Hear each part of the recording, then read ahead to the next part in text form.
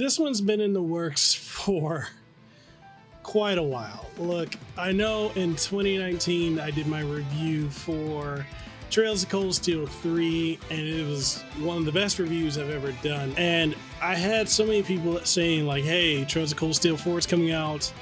Can you please do a review of it? And I was like, yeah, sure, I would do it. And then, you know, the game came out. I did request it. I didn't get it when it came out. And then within the last couple weeks, well after the release, I got the game from NIS America. What's interesting is I did buy it. I do have the collector's edition.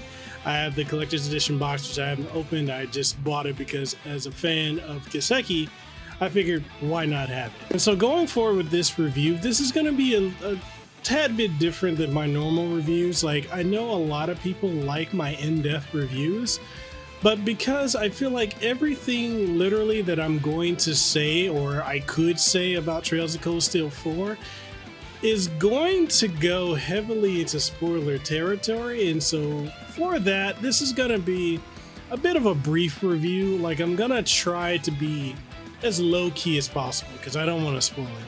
That being said, shout out to NIS America for sending me over a review copy of this game for not only the PlayStation 4 but the Switch and Steam version. I've gotten to this point where I just like having all my games on Steam, and if you're a Nihon Falcom fan, then you know literally almost everything is on Steam. That being said, thank you guys for coming through. I'm Mekel Kasanova, Hawaii content creator. I host Hawaii's #1 podcast, the Kasanova Podcast, where I interview so many various people in the gaming industry, the tech industry, voice actors such as, you know, the voice of Reen Swartzer here, Sean Chiplock, and many others. So if you want to check that out, it's available here on the channel. I'll pop up in one of these corners a little link where you can see the video version. And also, if you want to catch the audio version, which is available on every podcasting platform, a link for that is down below. So that being said, let's go ahead and dive into Trails of Cold Steel 4. The story of Cold Steel 4 follows several weeks after the end of Cold Steel 3 as Class 7 is faced with the threat of a world war which could potentially end Zemeria.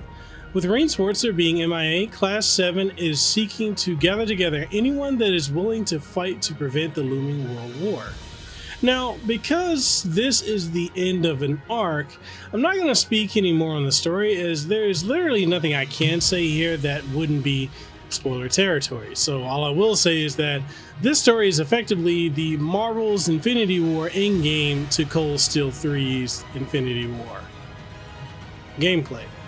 The gameplay is mostly the same as the last entry, with its focus on turn-based battles, minigames, and side quests alongside the main story.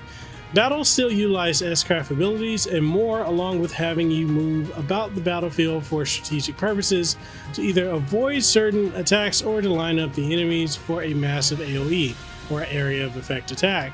Building up your team and having specific members in it is essential in order to make some battles be a cakewalk, as you can customize almost every aspect of your team with things such as quartz and more that lend themselves to you being able to have a higher than average crit rate or critical rate, allowing you to land more critical hits more often, as well as boosting your attack and defense stats by a large margin.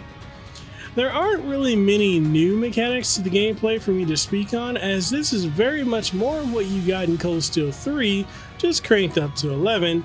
So if you love that game and how it played, then be prepared for more of the same. Graphics. Graphically speaking, I don't have a lot here to speak on, as the game looks no different than Cold Steel 3.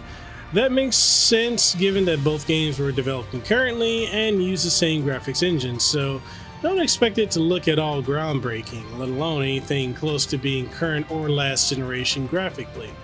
Given that Nihon Falcom are a smaller developer, they don't exactly strive to make the most graphically intense games in the market, which is why their two flagship titles, Ys and Kiseki, or Legend of Heroes, along with, you know, the other titles being Xanadu's Way and the modern Dragon Slayer games, always look at least 1 to 2 generations behind what the current platforms for gaming are.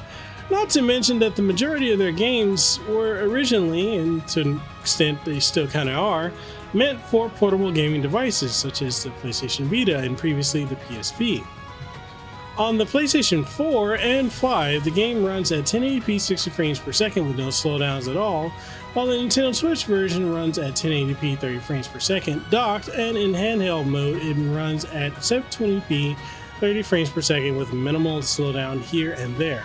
It is disappointing that the Switch version of this and the previous entry, along with Ys 7 and Ys 9, run at a lower frame rate instead of 60 frames per second. It's jarring, and also notice how much more dark and drab and in many ways washed out the Switch version of this game is in comparison to the PlayStation version, also the Steam version. Audio. When it comes to the OST, well, this is a Nihon Falcom game, so that alone tells you that you're getting a god tier soundtrack. Literally every track, especially the battle track, gets you pumped up or is accurate to the situation that you're in, which goes a long way in setting the mood and mindset for where you are in the game.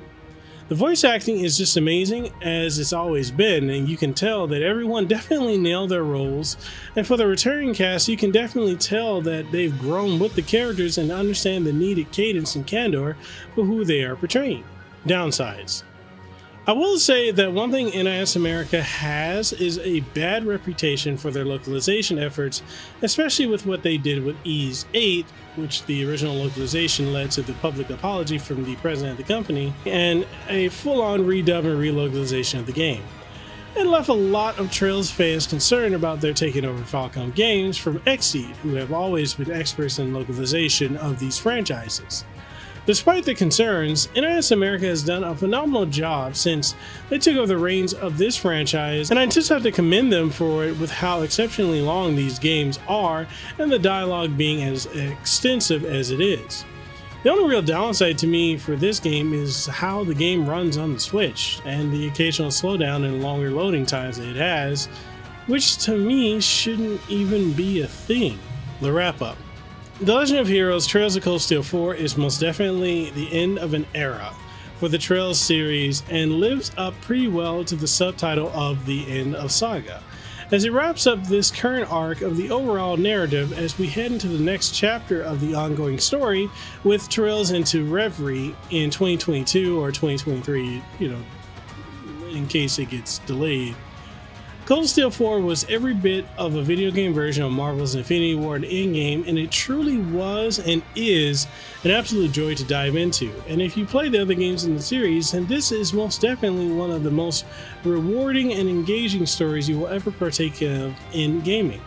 With solid, albeit dated visuals, phenomenal turn-based RPG mechanics, a story that is so good and will have you on the edge of your seat with a finale to the current story that will leave you wanting more, The Legend of Heroes Trails of Cold Steel 4 is one of the greatest games of this generation that you must play. The verdict? Buy it. And that wraps up this review of Legend of Heroes Trails of Cold Steel 4. Again, shout out to NIS America for providing a review copy of this game for the Nintendo Switch as well as the PlayStation 4.